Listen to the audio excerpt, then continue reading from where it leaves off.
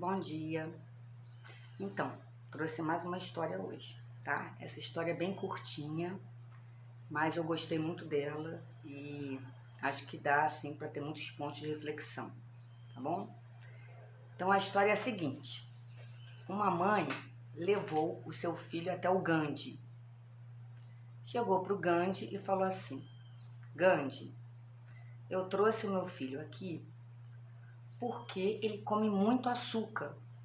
E como ele gosta muito de você, eu trouxe ele aqui para você pedir para ele parar de comer açúcar. Aí o Gandhi olhou para a mãe, olhou para o filho e falou assim: voltem daqui a 15 dias. A mãe pegou o menino, foi embora com o menino. Depois de 15 dias, a mãe voltou com a criança. O Gandhi olhou para o menino e falou: pare de comer açúcar. A mãe ficou meio intrigada e perguntou assim pro Gandhi: ué, Gandhi, mas por que você não falou isso há 15 dias atrás? O Gandhi virou para ela e respondeu o seguinte: porque há 15 dias atrás eu também comia muito açúcar. Ponto final. Essa história, assim, riquíssima, riquíssima. Por quê? Vamos lá. A mãe leva o menino até o Gandhi. O Gandhi escuta o pedido da mãe, manda eles voltarem depois de 15 dias. Imagina aquela mãe, né? Imagina aquela mãe tendo levado a criança, tendo perdido o tempo dela, deixado de fazer as coisas dela em casa, ter andado até lá, ter andado para ir para voltar. Tá, escuta do Gandhi, volte daqui a 15 dias. Ela imagina várias coisas, né? E quando volta, escuta simplesmente essa frase: pare de comer açúcar. Então vamos lá. A primeira coisa que a gente pode pensar: por que a mãe levou o menino para o Gandhi?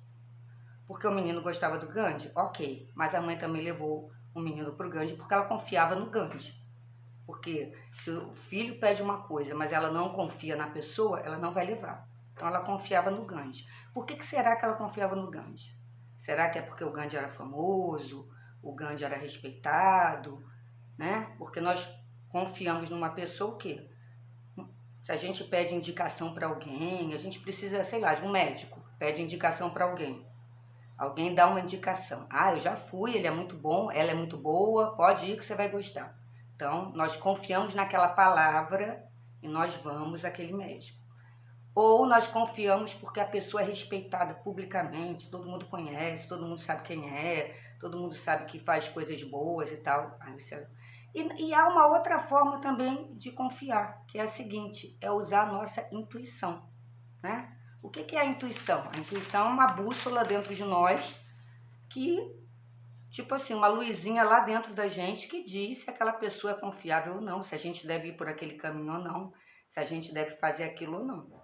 Só que o que acontece no meio do caminho? Nós escutamos a nossa intuição. A nossa intuição nos diz: ah, vai pelo caminho A. Mas às vezes a gente não acredita na intuição. A gente acredita o quê? Na mente. A gente acredita no ego. Então a gente não vai pelo caminho A e vai pelo caminho B, tá? Aí, para você poder ouvir sua intuição, você vai ter que fazer um trabalho com você mesmo, né? Ou com você mesmo. Porque tem gente que só se direciona pelo ego. Então, talvez tenha sempre as mesmas respostas, né? Que talvez não sejam tão satisfatórias, né? Bom, fato é que a mãe confiava no Gandhi. Levou o filho, ok. Depois, outro ponto que eu quero refletir é o seguinte: a mãe acredita, quando a mãe vai embora e leva a criança, ela acredita que o Gandhi vai arrumar uma forma de convencer o filho a não comer açúcar.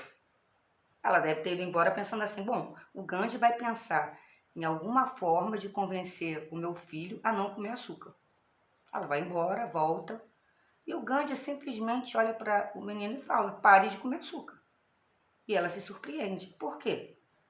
Porque nós sempre esperamos ser convencidos por alguém. Nem todo mundo e nem sempre, tá, gente? Mas vamos colocar assim.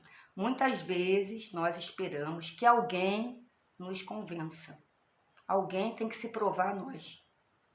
Mas por que alguém tem que se provar a nós? O trabalho é nosso. Nós que temos que fazer o nosso trabalho interior, nosso trabalho de autoconhecimento. Nós que temos que buscar soluções para as dores da nossa alma. Nós que temos que fazer o nosso trabalho interior. Mas a gente sempre está esperando que o outro nos diga o que fazer, que o outro nos convença de alguma coisa, que o outro aponte os caminhos. Mas será que o outro pode fazer isso? O outro muitas vezes é só um catalisador. O outro muitas vezes é só um inspirador. Ele te inspira a fazer as mudanças. Mas você que tem que fazer a mudança. Eu que tenho que fazer a minha mudança. Nós todos, né? Não é o outro que vai fazer a minha mudança. Ele vai ser só um inspirador ou um catalisador, tá? A terceira coisa que eu chamo a atenção aqui. O Gandhi, ele manda a mãe voltar com a criança em 15 dias, porque foi o tempo que ele deu a ele mesmo de fazer a mudança que ele precisava. Porque na cabeça do Gandhi foi o seguinte: bom, eu não posso mandar esse menino parar de comer açúcar se eu como açúcar, né? Alguma coisa assim muito honesta, né?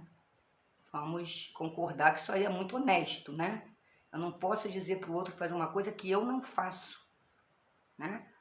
Então o Gandhi dá para ele 15 dias, para ele mesmo, 15 dias para parar de comer açúcar. Quantas vezes a gente não fala assim: ah, eu quero perder alguns quilos. Ah, então eu vou fazer uma dieta. Aí nós começamos a dieta, nós paramos a dieta. Nós começamos a dieta de novo, nós paramos a dieta. Nós não temos compromisso. Nós não temos compromisso com aquilo que a gente deseja. Mas o Gandhi teve. O Gandhi se determinou a parar de comer açúcar. Ele deu um salto de fé. Ele acreditou que ele podia fazer aquilo e ele fez. Então, ele realizou o que ele tinha que realizar para poder dar o conselho que ele deu, tá? A outra coisa, quando o Gandhi une a sua palavra, a sua atitude, ele ganha força, ele ganha poder. Não é mais uma palavra vazia, uma palavra de alguma coisa que ele realizou nele. Então, unir a palavra à atitude dá força, dá poder. Quando uma pessoa fala uma palavra vazia, essa palavra não tem impacto. Vamos pensar na figura de Jesus, por exemplo. Imagina, há 2000 e poucos anos atrás, você ouvindo Jesus pregar. Uma pessoa que falava e vivia o que ele falava. Porque falar é fácil, gente, qualquer um pode falar. Se fosse só o falar pelo falar, o mundo não estaria como está agora. O mundo estaria bem melhor. Por quê?